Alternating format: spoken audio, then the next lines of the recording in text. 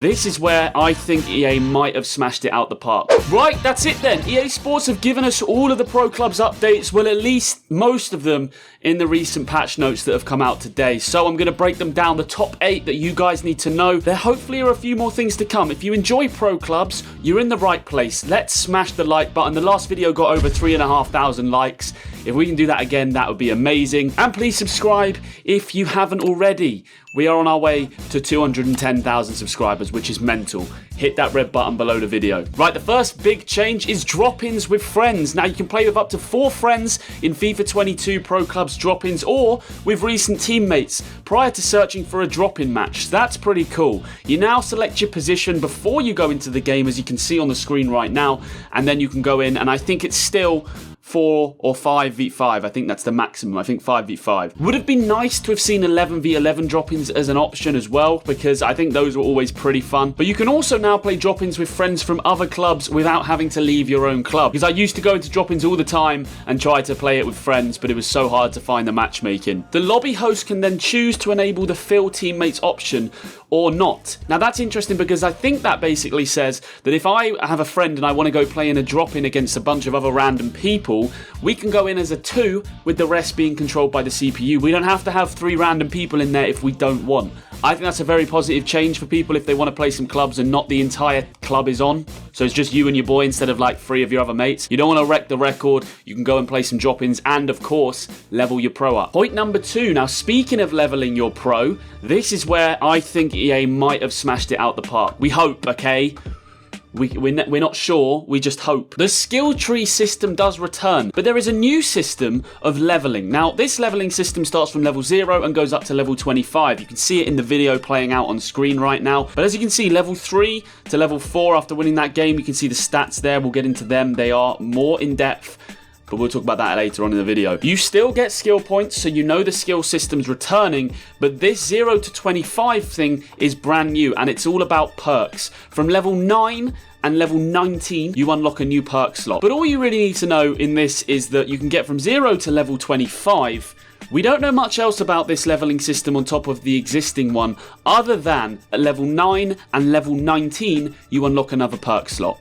But what are perks? Point number 3, the perks. Now this is brand new to FIFA 22 Pro Clubs. They are a new way to improve your virtual pro, allowing you to refine your playstyle further. And a lot of you guys in my streams the other day have said to me that this reminds you of NBA 2K, and I think you're probably right. The perks are an attachable add-on to your leveling. So you can add 3 different perks from a possible choice of 26. You have to unlock these perks by getting from level 0 to 25. At level 9 and level 19, like I said in the previous point, you get slot 2 and 3 available for you. So you have 3 in total, you start with 1. I hope that is clear. Let me know in the comment section if you think that perks are a good idea. We always like to see different ways to level, but if I break down some of these perks, I'm a little bit worried about some of them. For example, Hot Streak. Shooting attributes boosted for a short time, for 15 minutes of game time, after you score a goal. Also gives you a couple of traits and a weak foot ability increase. Now, it's going to make it very interesting to see where we allocate our perks now, because some of these, like Distant Shooter, do give you 5-star weak foot, which means when you go back to the old skill tree system, you're probably not going to put in a 5-star weak foot and waste points on it if you can get it with this perk. But these 15-minute boosts are consistent throughout, so you've got the attacking perks, the chance creation perks, the defensive perks, and the goalkeeper perks. And in the top 3, defense, midfield, and attack, you've got these 15-minute boost options when you concede or when you score that give you a boost to your stats. This could be make or break for FIFA 22 Pro Clubs. It's either going to add an incredibly interesting dynamic to the team, because I also hear that these perks can affect your entire team. So if you get the boosts, they might affect the CPUs on your team as well. It could become quite arcadey and kickoffy and ruin it, or it could add a whole new dimension. I genuinely want to know what you think, because my comment section in the live stream last night was split. Let me know in the comments. I'll be reading and responding to a lot of you guys down there. Is this a good thing? And this right here is what that screen is going to look like. I think it's pretty clean. I like the look of it.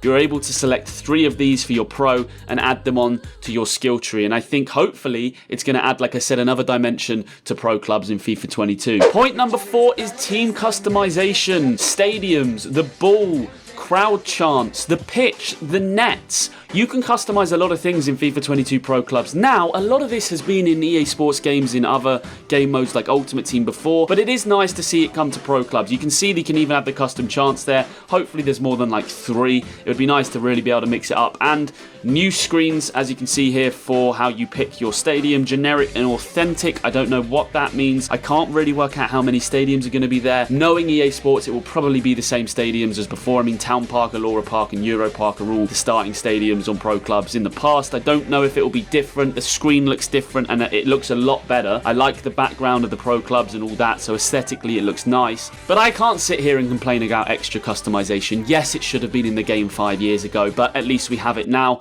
This is a positive change in my opinion. Point number 5 is player archetypes. Also new to FIFA 22 are archetypes, significant attribute increases that help you create, customize and secure your pro's identity on the pitch. Archetypes are acquired through skill points, made available at the end of a skill tree branch. You can equip up to 3 archetypes depending on how you decide to allocate your skill points. Now this again, more customization to your pro. You've got perks and player archetypes. I love it. It can only be a positive thing as long as they don't EA it. Don't EA it, please. Make it good. Point number 6 is the one pitch for everyone model, and I love this, male and female pros. Some of you guys were moaning about this, saying it's not realistic having them on the same pitch. I really don't think you're going to notice too much. I think it's a very, very positive, inclusive move from EA to have it so that if you are a female player or if you want to have a female player, you can. This could be the new build. Being a female 5'3", your agility, although it probably won't be any better if the female builds are smaller, which I don't know, they probably won't be. The hitboxes and everything's probably going to be the same, but potentially we could have a Call of Duty Rose skin on our hands, right? We could just have like, if you're going to be the small builds, you should probably be a female one. I don't know. I doubt it. I doubt it will be any different, but let me know what you think. Point number 7 is related to this video, and as you can see on the screen, at the end of games you have more in-depth stats. That's not just at the end of the games. EA Sports have said that they want to have more diverse stats for Pro Clubs players. That's heat maps, that's pass thing, everything basically. They've gone on about this a lot. And at the end of this game you can see this pops up on the screen, conversion rate. Now that doesn't look too different to what we've seen before. Yes, aesthetically it does, but you normally see these things in any way. I'm interested by minutes played, because does that indicate substitutions? This player has played 93 minutes. I don't think it does. I think that this is now the new model that they'll probably use across all of the other game modes, including player career mode. And so the minutes played is there because obviously on player career mode you might have been subbed on or off. I don't think substitutions are coming to FIFA 22 Pro Clubs. A lot of you guys asked for that actually. Let me know if you kind of feel like they should be in the game. I'm not too sure about substitutions really making that much of a difference. I mean, apart from 11v11. But you can also see in this screenshot of the player growth, there is a right stick to swipe across. You can see core stats. And I do wonder, not that they do it in this video, but if you swipe across, whether you can see a lot of different stats. The last big point number 8, is XP in friendlies. This is massive if you play 11v11 Pro Clubs. I mean, VFL and VPG content, I have brought you both on this channel over the years. I'm looking hopefully to get back into 11v11 if it's fun this year. I didn't enjoy it from previous titles. The gameplay just didn't really suit it. I'm hoping it will this time. And now, when you do play a club friendly, you will level. So, I know what you're going to say. Boosting. Could you... I think you probably could boost your pro in friendlies, but hopefully they're not EA-ing it. They will be, but hopefully it's not like you can just go in and score like 50 goals. I don't think the stats count in friendlies to your official Pro Club stats, which is a positive indication that they haven't messed that up. You know what I mean? Because I could go and play like 10 friendlies and score 15 goals against my mate who moves the keeper out of goal, and well, I'd have like, 100 goals in 10 games. It'd be ridiculous. XP in friendlies is a massive thing because so many of you guys that do play 11v11 clubs now are going to level up when you do play club friendlies or even in a classic VFL game. And I like that because a lot of people don't have time to level their pro and play 11v11. I think it's a positive thing. It proves that they're sort of listening to us. And actually it kind of proves that Pro Clubs friendlies and 11v11, they sort of understand how many people play them, right? Because I think VFL and VPG, particularly the ones I know, but obviously there's loads more, they know these sites that they've been rejected and they've been ignored by EA for so long, but maybe this is an indication that they do take you somewhat seriously. Let me know in the comment section by rating between 1 and 10 what you think of these changes. Last night on stream I gave it a 7.5 out of 10. Give me your ratings with a reason behind it, and I will be reading and just trying to get a grasp of what you guys think. Remember, whilst you're down there, please leave a thumbs up. The target is 3,500 likes on the video, and I mean, if you're this far through the video and not subscribed, maybe consider hitting that red button. We've got loads of Pro Clubs content, everything Pro Clubs related on this channel, so if you enjoy the video, stick around by subscribing. Thanks for watching, and I will see you guys next time.